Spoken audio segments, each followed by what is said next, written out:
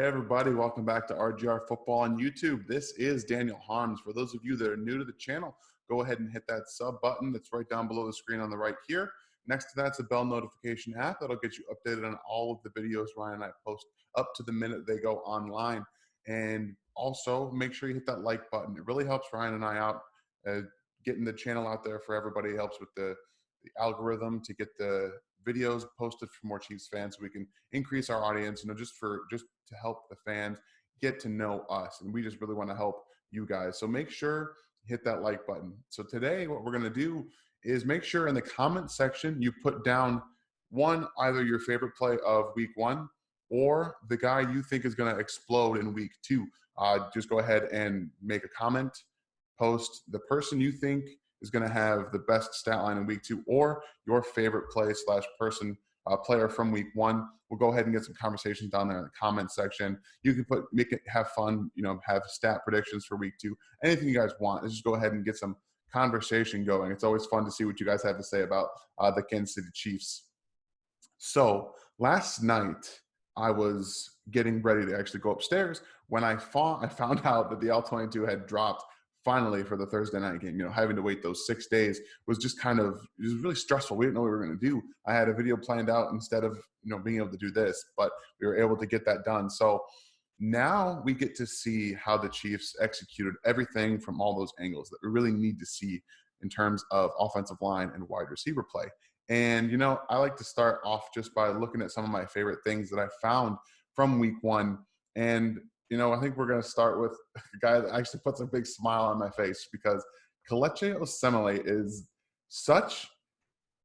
I can't even explain what he is as a player. He's one of the most physically dominant players at left guard that I've seen, especially in my time watching the Chiefs. He's so powerful, and he actually moves pretty well for a big guy. It's just, he's a lot of fun. First, before we even get started here, that shift from Kaiser made this block incredibly difficult, because instead of him having to basically box out this defensive tackle, now he has to reach and get around him in order to open up a hole. He does such a good job of just turning the guy's shoulders inward, and then we get to see Clyde Edwards-Helaire at his best. If you can't tell, watching offensive line play and running back play is really exciting for me. When I was growing up, I used to play, Madden all the time. I always created running backs as my characters, and this, just watching the physical nature of Osemele take this guy's shoulder pads and just wall him out, and then you see Clyde break arm tackles and get through those holes that close up so quickly. It's just so much fun. It's so much fun for me. I get giddy thinking about good offensive line play. And I know Ryan does too, especially when he's talking about fullbacks. Like, we just saw Anthony Sherman out there, so I'm sure he liked that play. Sammy Watkins gets a lot of crap. He really does. But week one, Sammy Watkins and playoff Sammy Watkins remains undefeated. He's just out here snatching this guy's ankles, and he's got some space to create. He just makes him miss to the outside, brings it back inside. And I think that we get to see Sammy Watkins at his best is in situations like this. We have a healthy Tyreek Hill. We've got, obviously, Travis Kelce. You add an element in the run game with Clyde Edwards-Helaire also in the pass game, and that allows him to just be who he is. And he's not going to be a huge deep threat. He works best at the shorter, more to the intermediate parts of the field, getting on those slant routes, really where he does exceptionally well. You give him a little bit of time to, execute that play and make his man miss and go one way, he's going to be able to come back the other way and get a first down, like he did multiple times on Thursday night. And, if he continues to get that bulk of the target share that he did in week one, which I'm not entirely sure, that's going to change week. Let's just be honest about that. Sammy's going to have a good year. I think he easily should have had 2 touchdowns. That miss by Mahomes and Watkins there in the end zone was really kind of disappointing to see. He should have had 2, but I'm looking for a big year from Sammy Watkins again. And then, I really like Clyde Edwards-Helaire's run for the touchdown.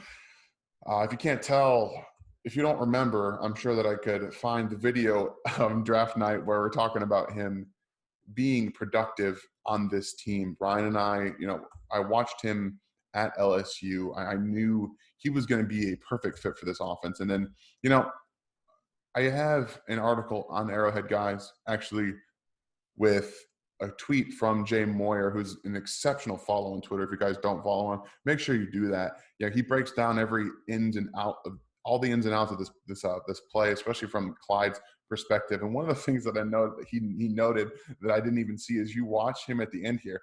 He looks up right there. You see him looking up at the screen to see where his trailer is so he can get out of the way. That it's such a savvy veteran thing to do that it just watching a rookie do that, it really brings a smile to my face. Now we're going to end this little montage with Andrew Wiley getting in on the pancake party. Man, he just disposes of this guy into the ground.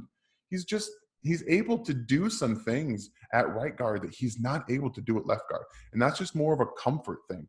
Actually, this is a really good job blocking one-on-one here. You've got Schwartz on the outside, Wiley here. Ryder's actually doing a pretty decent job of manning his guy.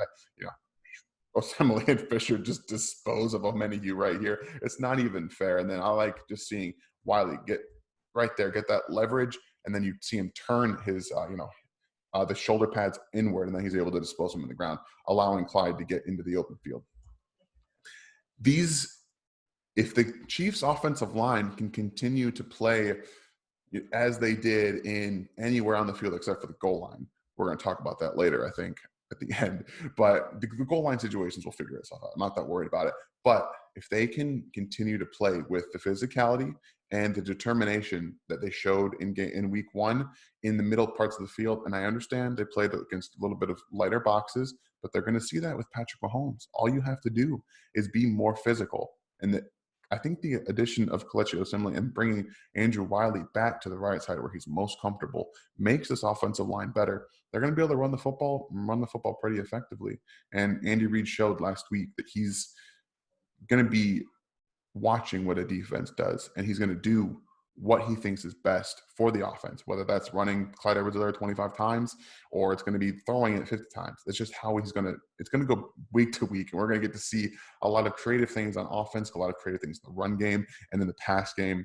So let's go ahead and start to break down some things that I found that were really kind of impressive to me. This is the most impressive throw I found from Patrick Mahomes. I know that he had the one drifting to his left to Demarcus Robinson, the end zone that was dropped, the touchdown to Tyreek Hill. He's off his back foot back to the right for that touchdown.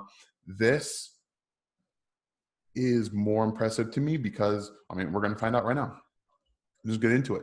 Why not? Why describe it? It's let you guys see it first, and then we'll go ahead and talk about it, because this, he's not able to really fully follow through. His mount point afterward, where he's able to place his foot, is not there. And, this kind of throw with obviously anticipation, throwing at 5 yards in front of Tyreek Hill, where he's able to go and get it is one of the more impressive things to me. The anticipation that he throws, which we saw with the Travis Kelce touchdown, is special. He's a special player, and he sees things happening. And, Schwartz does get beat a little bit around the here by a faster guy, but Mahomes' ability to see with his peripheral vision that there's a guy coming from his right, and then get this ball out where he needs to, where he doesn't have to plant his foot down. You see his right leg is still up in the air. He's squared up instead of in any other direction to help him follow through with this football. But all he has to do is float it up over there. He gets hit at the end of it. He's still able to get this ball to Tyreek Hill in a place where only he can get it. That kind of, anticipation and it's really arm talent and being able to know that you're not going to be able to mount properly or dismount essentially from the throw properly is what makes him so special. And, I think that having some offensive line issues and pass protection here and there, I think all in all, Schwartz still had a pretty good night. He's going to have some, there's no preseason. What are you going to do? You got to get into the game somehow. But this anticipatory throw it's incredible. He's got, like I said, nowhere to go with his footwork, and he gets hit at the end. It's just so much fun to watch him play. And this is what I get to do. I'm so happy to be able to talk about the Kansas City Chiefs and Patrick Mahomes. He's a special guy. Oh man, I'm very happy to see a mad Eric Fisher. It's a little mad, not super mad, but just a different kind of element to his game. This really is actually a very well blocked run play all around. I think we're going to slow this down just a little bit so we can see what we're talking about. We have this block here.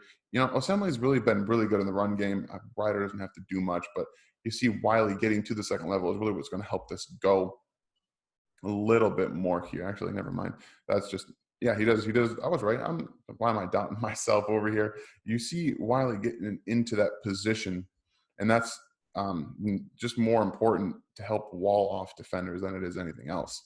This obviously, the play is highlighting Eric Fisher's pancake, but if we look at what the offensive line's doing right here, because you have obviously he's trying to get around into this gap, but Osemele does a very good job of stopping him in his tracks. He's just so powerful. He's able to absorb power so easily and distribute it the other way, the opposite way.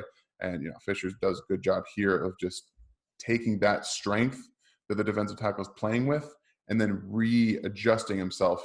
Obviously, a good job by Wiley to then see that Clyde Edwards-Helaire is not only going to be cutting outside to come back inside and to wall off Cunningham here, and then they just do a really good job of figuring out where they need to be. Sorry about the weird video problems I'm having right there. And then you get to see Clyde Edwards-Helaire's vision and ability when he's out to the hole. Right here, you're going to see him stay true to the initial hole, forces this number 55 to be respectful. He doesn't come down all the way. And now you see him manipulate with that outside cut. He thinks he's coming out this way to try to slip up here, but really he sees a hole behind Eric Fisher. I wouldn't even be able to fit in that hole. 6'5", 275 pounds. Like, I don't have the ability to. He's shorter, he's stockier, he's able to get into spaces that a lot of guys don't see. We saw Damian Williams struggle in between the tackles, but he's able to maneuver and manipulate. You see 55 is going to dive at his ankle right there because he just pauses. He hesitates so slightly in between Eric Fisher and the hole with Wiley now that he's able to make defenders dive at him, which causes broken tackles. And here, Wiley does just get enough of Cunningham to get him off. And then you see that contact balance that he's really done a good job of, finding his strength in those legs in this season. So this is just another example of the Chiefs doing a good job run blocking. And then with the areas that they don't, Clyde Edwards-Helaire makes up for that. And he makes this is a 15-yard gain or something like that on a first down. So he's able to do some things that running backs, previously up until a certain point, Kareem Hunt and Jamal Charles just haven't done, and Spencer Ware, Jean McCoy, Damian Williams, they just didn't have this kind of thing. McCoy did earlier in the season, but now in his career, but right now he just doesn't have that. Now we're going to finish up with my favorite play of the entire game, and it's because a lot of things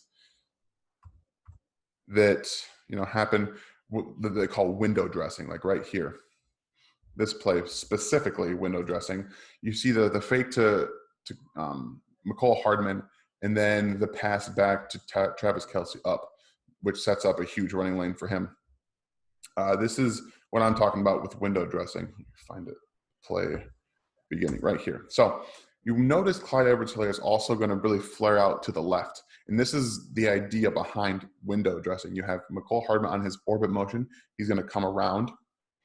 And now the idea is that Hardman, with the little pump fake here and the flare out by Clyde Edwards-Helaire, is creating stress in the defense to stretch it out.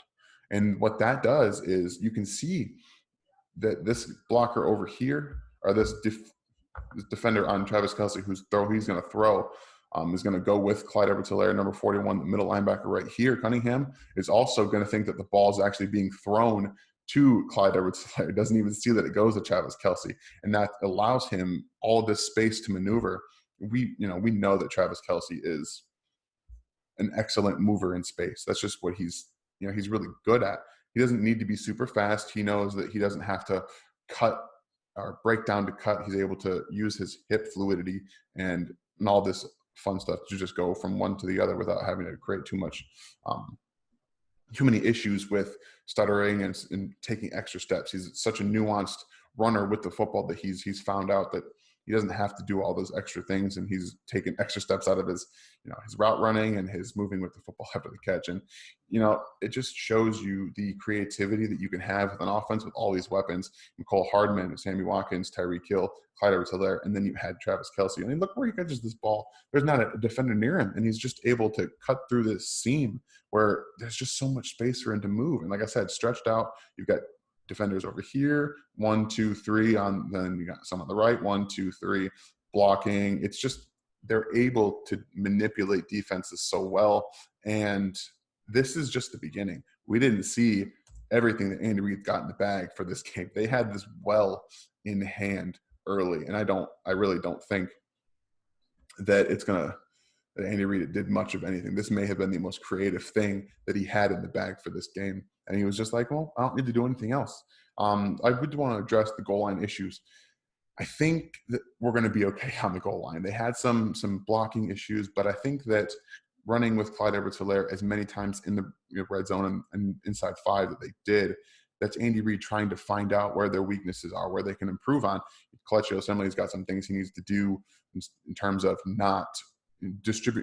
distributing his weight properly in the goal line and the red zone. He sometimes gets a little bit too forward, and that makes things problematic. They had Nick Keiser lined up one-on-one with J.J. Watt a couple times, so they're going to figure that out. It's going to be okay. They're going to throw the ball a lot more in the red zone too. I'm not too worried about it. Clyde Edwards-Helaire is a good goal line red zone running back. He will be fine. I'm not too worried. So yeah, I had a lot of fun watching this game over again, especially from the All-22. The offense is so much fun to watch, the intricate things that they do. Andy Reid, such a phenomenal play caller. And, I'm really looking forward to see what they do against the Chargers this weekend. They have a very good cover 3 defense, even without Derwin James, and I think they're missing Drew Tranquil as well, who's one of their better linebackers. So I'm looking forward to it. I hope you guys are. I hope you like this video, and I'm looking forward to recording with Ryan for the pregame. Hope you guys have a good night. Thanks for watching this video from the team at RGR Football. Click these videos to see more and subscribe to RGR Football.